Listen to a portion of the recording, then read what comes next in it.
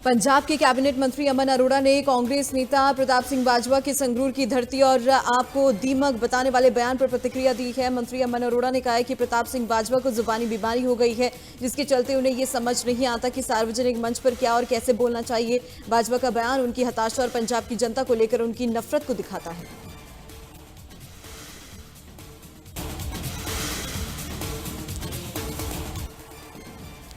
पंजाब में नशे के खिलाफ चलाए जा रहे अभियान के तहत मानसा सीआईए स्टाफ को बड़ी सफलता मिली है। सीआईए टीम ने 1.5 हेरोइन के साथ एक युवक को गिरफ्तार किया है। बरामद हेरोइन की कीमत अंतर्राष्ट्रीय बाजार में 4 करोड़ रुपए बताई जा रही है। पुलिस ने आरोपी के खिलाफ मामला दर्ज कर गिरफ्तार कर लिया। आरोपी पर पहले ही 13 मामले दर्ज हैं। फिलहाल पुलिस आरोपी से पूछताछ कर मामले की जांच शुरू कर दी है।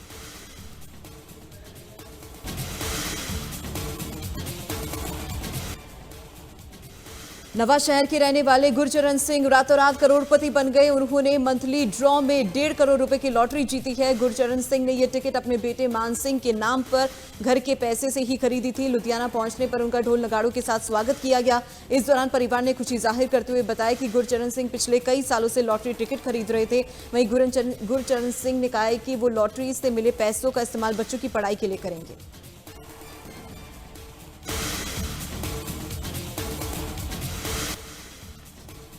हरियाणा सरकार ने आज कैबिनेट की अहम बैठक बुलाई है। ये बैठक मुख्यमंत्री नायब सिंह सैनी की अध्यक्षता में होगी। चंडीगढ़ स्थित हरियाणा सिविल सचिवालय में सुबह 11 बजे से बैठक शुरू होगी। इस बैठक में राज्य के सभी कैबिनेट मंत्री शामिल होंगे। सूत्रों की माने तो इस मीटिंग में पुलिस भर्ती के नए नियमों और परीक्षा के आयोजन को लेकर विस्तार से चर्चा की जाएगी। साथ ही राज्य से जुड़े कई अहम मुद्दों पर भी विचार विमर्श किया जाएगा।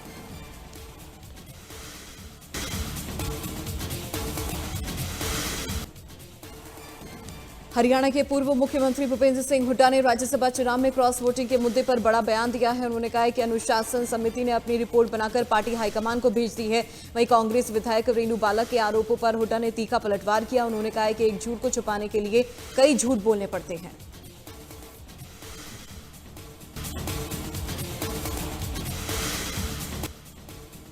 फरीदाबाद के बल्लभगढ़ में पुलिस प्रशासन की ओर से अवैध रूप से चल रहे 44 गेस्ट हाउस और होटलों को दोबारा से सील किया गया। इससे पहले 25 मार्च को भी इन होटलों को सील किया गया था, लेकिन मालिकों ने इन्हें दोबारा से चालू कर दिया था, जिसके बाद निगम प्रशासन ने एक बार फिर से पुलिस के साथ मिलकर कार्रवाई की।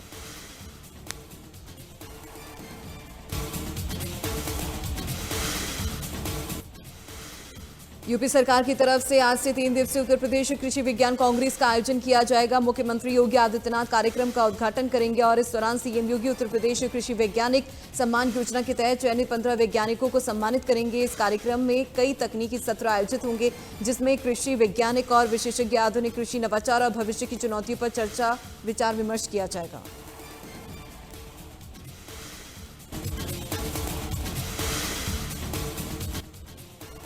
उत्तर प्रदेश में पहली बार जीएसटी चोरी के मामलों में कार्रवाई के लिए एसआईटी का गठन किया गया है। डीजीपी राजीव कृष्ण ने कहा है कि जीएसटी चोरी एक बड़ा चैलेंज है और इसकी सुनियोजित जांच शुरू की गई है।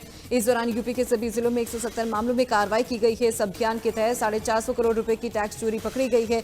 वहीं पुलिस की कार्रवाई में अब तक 100 से ज्यादा आरोपियों की गिरफ्तारी हो चुकी है।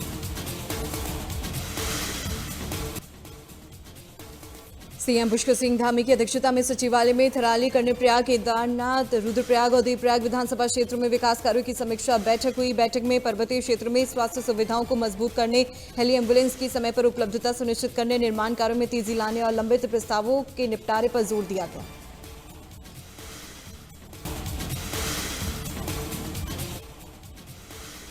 सीएम पुष्कर सिंह धामी की अध्यक्षता में सचिवालय में थराली, कर्णप्रयाग, केदारनाथ, रुद्रप्रयाग और देवप्रयाग विधानसभा क्षेत्रों के विकास कार्यों की समीक्षा बैठक हुई, जिसमें पर्वतीय क्षेत्रों में स्वास्थ्य सुविधाओं को मजबूत करने, हेली एम्बुलेंस की समय पर उपलब्धता सुनिश्चित करने, निर्माण कार्यों में तेजी लाने और लंबित प्रस्तावों के निपटारे पर जोर दिया गया।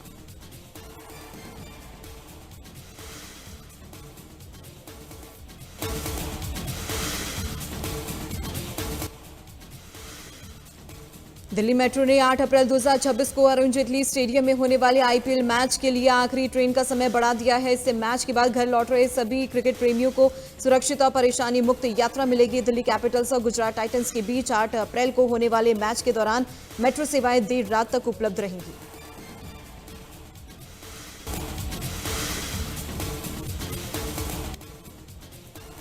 विदेश सचिव विक्रम मिस्री आज से 3 दिनों के लिए अमेरिका के दौरे पर जाएंगे। इस दौरान विदेश सचिव अमेरिकी प्रशासन के कई वरिष्ठ अधिकारियों से बैठक करेंगे और व्यापार, रक्षा विज्ञान और प्रौद्योगिकी क्षेत्र और वैश्विक घटना कार्यक्रमों समेत कई मुद्दों पर चर्चा करेंगे। विदेश सचिव के इस दौरे का मकसद दोनों देशों के बीच व्यापार और रक्षा संबंधों की समीक्षा करना है और पश्चिम एशिया में बढ़ते संकट पर चर्चा करना है।